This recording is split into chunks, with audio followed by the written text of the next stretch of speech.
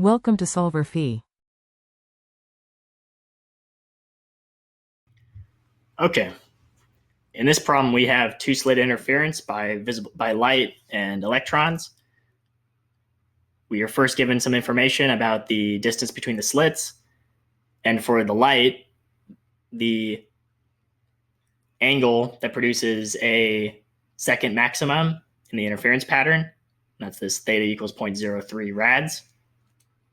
We're then asked what energy of electrons would be required to reproduce this identical interference pattern.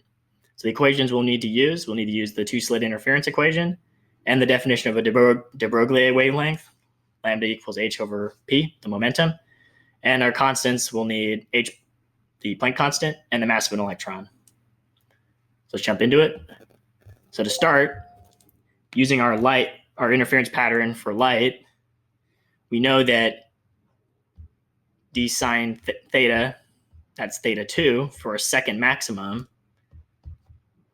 We replace m with 2, and we have lambda. Thus, our lambda, the wavelength of this light, must be d sine theta over 2,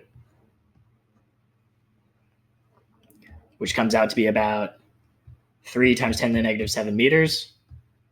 This is infrared light required to make this interference pattern.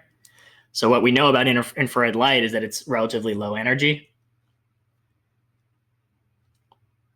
So now at this point, we need to recreate the identical interference pattern. We need electrons to have a wavelength identical to this wavelength of light. So thus our lambda needs to be h over p. And in a little aside, if momentum is mv and kinetic energy is 1/2 mv squared, we can combine these results to give us k equals p squared over 2m. Thus p is root 2mk.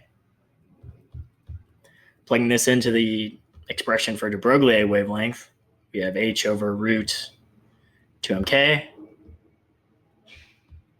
All right. So numerically, well, we can solve for k at this point. K will be equal to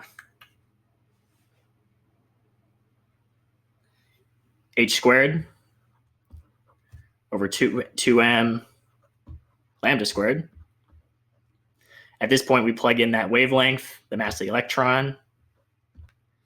We will end up with 2.69 10 to the negative 24 joules, which in electron volts is 1.69 times 10 to the negative 5 electron volts. So we see that these electrons, to have an equivalent wavelength to that of infrared light, need to be very low energy. And that's the main result. Thank you very much.